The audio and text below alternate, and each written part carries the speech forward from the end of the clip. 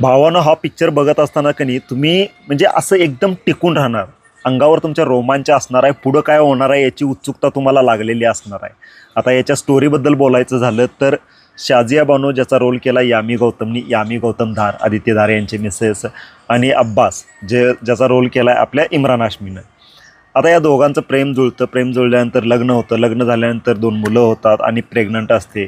त्याच्यामध्ये अब्बासला एक काम असतं पाकिस्तानमध्ये, तो तिथं जातो आणि तिथं त्याची जमीन विकायची असते. जमीन विकायला जातो इम्रान हाशमी आणि 3 महिन्यानंतर येतो आणि 3 महिन्यानंतर आल्यानंतर ती यामी गौतम बघते तर काय की तो आपल्याबरोबर आणखीन एका बाईला घेऊन आला आहे, म्हणजे लग्न करून आला आहे तिथं. लग्न करून आल्यानंतर ही पूर्णपणे हादरते, बाबा तू मला खोटं सांगून गेला असं लग्न कसं काय करून आलास. मग तेव्हा तो सांगतो की असं असं ती विधवा झाली, तिचा नवरा मेला आणि तिला खूप त्रास होत होता, त्यामुळं मी चांगलं एक काम केलं की आणि आपल्या धर्मात आपण मी असं करू शकतोय, त्यामुळे तिला मी मदत केली. मग यामी गौतम ठीक आहे म्हणते, पण थोड्या दिवसानंतर तिला कळतं की आपला नवरा खोटं बोलला आहे, इम्रान हाशमी खोटं बोलला आहे. आणि खोटं बोलल्यानंतर ती जी नवीन आलेली असते त्याची बायको, ती म्हणते की त्याचं माझ्यावरच आधी प्रेम होतं, तू मध्ये आलीस. मग तसं झाल्यानंतर इम्रान हाशमी आपल्या पहिल्या बायकोला यामी गौतम आणि 2 मुलांना थोडी दूर दूर दूर जातं आणि नवीन बायकोवर तो जास्त तिथं अट्रॅक्शन असतं.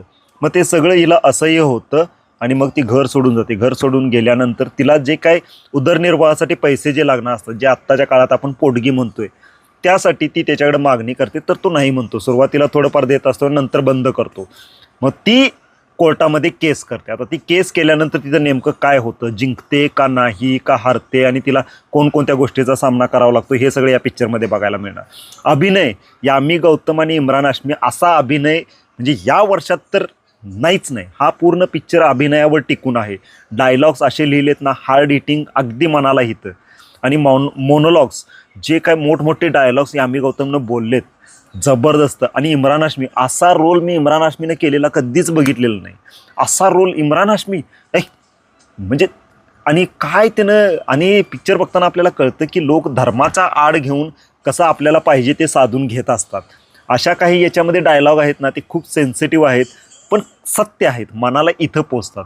मी अवश्य रिकमेंड करेन, एकदा अवश्य पिक्चर बघा. हा हक कोर्टरूम ड्रामामधला थ्रिलर रोमांचकारी पिक्चर आहे.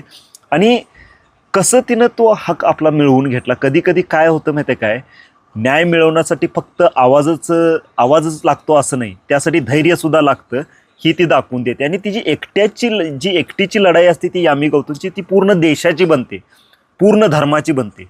कसं काय बनते ते सगळं या चित्रपटामध्ये दाखवलं. आणि पिक्चर सत्य घटनेवर आधारित आहे, एकदा अवश्य बघा. आणि एक कुठला तरी पर्टिक्युलर कोड आहे, CRP 123 का 25, जो युनिफॉर्म लिगल कोड असं मध्ये काय बनवलं होतं भारतात, त्या संदर्भात पण हा पिक्चर भाष्य करतोय.